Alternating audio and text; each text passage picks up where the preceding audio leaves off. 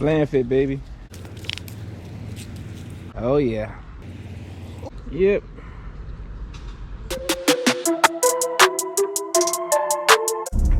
Why? Because I'm fitting smaller shirts and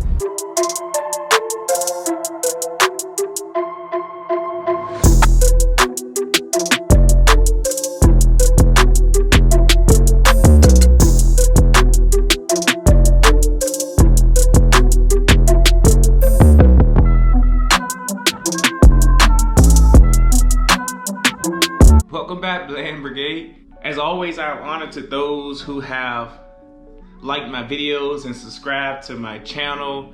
For others, give me a like and subscribe for me. So I'm a guy that went from here to here. For those that may not know, I am your typical office worker that happened to lose some weight. So I want to inspire others that they can do the same. That's if they choose to. To the topic at hand, intermittent fasting. I like who I become. Intermittent fasting, but these meals I'm not missing none. So I like that line and song, as some of you maybe can tell from prior videos, because it helps when some celebs start talking about diets, specifically those that may have grown up in similar circumstances as some of us. I will provide the resources I discovered during my research of this weight loss diet in the description. I'll say diet this time because it is a diet I am on now, but I do not think you can do the same thing, and I'm talking about a diet, over and over in life. It's just my opinion. Your body gets adjusted to it, and you can get bored.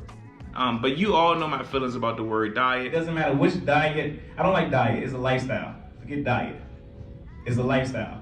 Right now, intermittent fasting, there are varied styles of intermittent fasting too, from 16-8 to OMAD. 16 hours of fasting and 8 hours of eating. Now, you don't eat continuously for 8 hours, but I'm just saying your eating window is 8 hours. But we will get to that. So I want to provide three takeaways from intermittent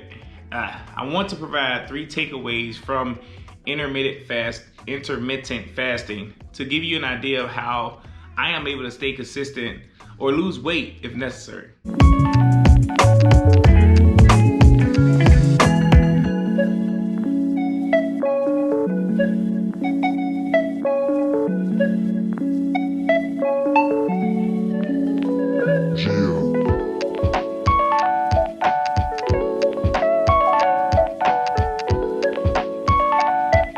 So number one, intermittent fasting helps you control your caloric intake. I've stated before that I love to eat, and who doesn't? So to me, this is my inner old self talking. Look, I'm still a foodie, or I'm just greedy. But intermittent fasting allows you to eat more, but you only do it in a certain time window. So my eating window is typically between 12 noon and 8 p.m. I intermittently fast after that from 8 p.m. to the next day until 12 p.m. Do not eat in that time from 8 p.m. to 12 p.m. the next day, but that's mostly sleep or working out, and in between that time I have coffee and tea, like no sugar, no cream. Drinks in between that have no calories. Again, we will get to the benefits of fasting, but just from what I shared about my eating window, I am cutting out breakfast. So I am cutting out the norm, right? So I'm not eating breakfast. That's the norm, you eat breakfast. But it gives me an opportunity at the time I do eat to choose between if I want breakfast or lunch. I mean, brunch is more in style anyway these days, right? Yeah, I do not eat exactly at 12, so some days it may be 11, it may be 11:30, 11:45, but I'm not a robot, so I don't eat exactly every day at 12. And some days I may not finish my eating window at 8 p.m. It may be 9 p.m. sometime, but I try to be as close as I can to those numbers. Controlling your caloric intake is key, though. Funny story, I was just at the pool and I had my BlandFit shirt on, and this little kid said, "I subscribe to your channel." I was like, that's cool, man. Thank you. But there are many benefits to intermittent fasting, but I think it's key is the caloric, controlling your caloric intake. If we, let's say, overeat at breakfast, we are in, I'll say I won't say danger zone, but like a bad zone, because we have to cut out so much for lunch and dinner, and even if we snack. But if you cut your eating window, it is hard to eat so much in one sitting, or in my case 2 to 3 sittings, since I am eating brunch, a snack, and then dinner. I'll add that there are different styles of intermittent fasting. OMAD is one. OMAD is another, and this is perfect for like big eating event days or parties or traveling. I like the eating windows because I can adjust to my lifestyle, and we will get to that. I will end this piece though saying it is important to learn how to eat at a caloric maintenance or deficit level first. You want to take your time before jumping into something like intermittent fasting if you are used to eating breakfast, lunch, and dinner. Also, I am aware of studies that show this actually boosts your metabolism. You may get, speaking of working in the office, you may get teased by your office mates or office colleagues like, I know you're hungry, man, or they try to dangle some food in front of you, so you gotta fight it. But to get through this, I urge you to get through this urge to eat. Try to drink some coffee or tea or something with 0 calories, just to kind of have that feeling that you have something in your gut. But things that won't spike your insulin, and that is a good segue to my next topic. I'll say the number 2 is the science of it all, right? As I stated before, I have included in the description some of the research I was going off of. What I understand with the science essentially is this is a great way to burn fat, but who does not want that? There's a difference, but also a similarity between burning fat and losing weight. This is why people say it's better to go off of how your clothes are fitting, how the fat in your wrist is going, etc. Different things that are different in the scale. Yes, I did say how your fat in your wrist is going. Literally used to be on this one button. I can't even get it. But you know what I mean. I used to be on one notch. Now I'm on notch 3.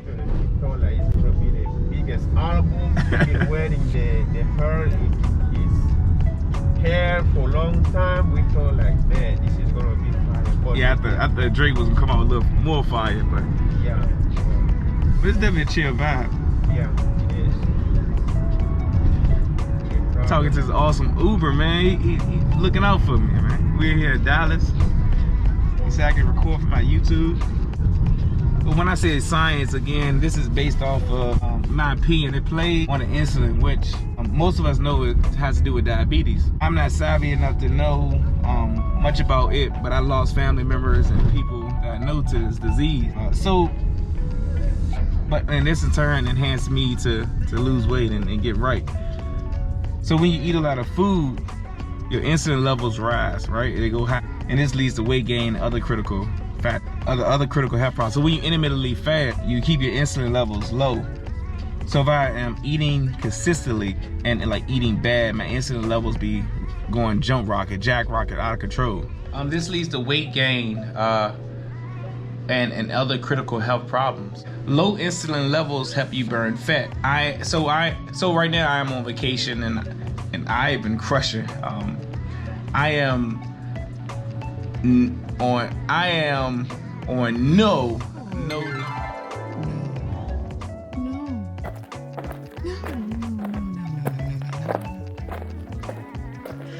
I'll do something.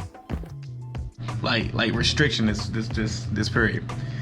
But if I eat a ton or heavy, or if I eat the night before and before the window of 8 p.m., I am rarely hungry the next morning right out the gate, especially if you're getting the proper protein and things that you need. Some people wake up hungry. I get it. Some people just wake up out the bed hungry.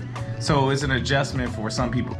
But some of us, and most of us actually, probably majority, will eat breakfast just because it's breakfast time. And you're not even hungry. So you are not giving your body a chance to really work that food that's in your system. Let that fat burn from other sources than from food in your body.